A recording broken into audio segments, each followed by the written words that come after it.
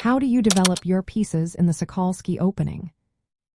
If you are curious about how to effectively develop your pieces in the Sokolsky Opening, you are in for a treat. This opening, also known as the Polish or orangutan opening, starts with the move one pawn to b4.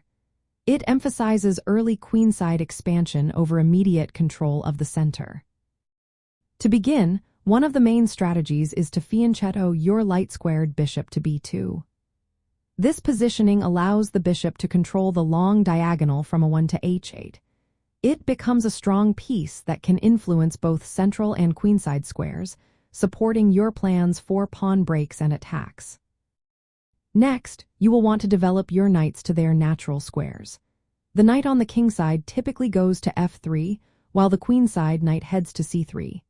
These placements are essential as they help control the center and prepare for castling. The knight on c3 also supports the pawn on b4 and can assist in your queenside operations. Since the Sokolsky Opening gives up some immediate central presence, your approach will be to control the center indirectly. You can achieve this through active piece play and the pressure from your fianchettoed bishop and knights.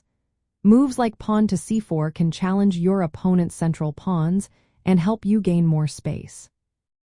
Speaking of safety, castling kingside early is a standard practice.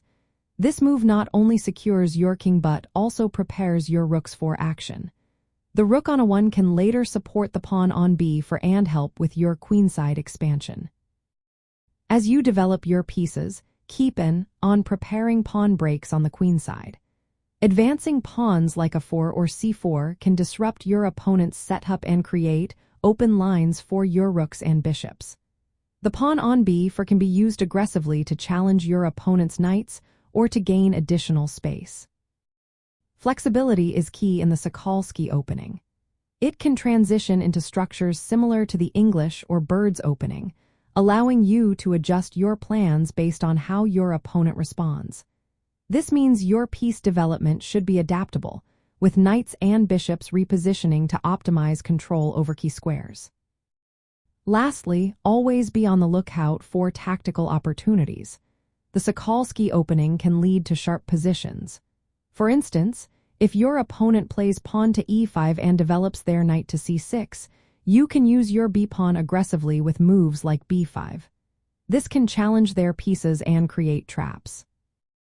In summary, developing your pieces in the Sokolsky Opening involves fianchettoing your bishop to b2, placing knights on their natural squares, castling kingside early, and preparing for queenside pawn advances.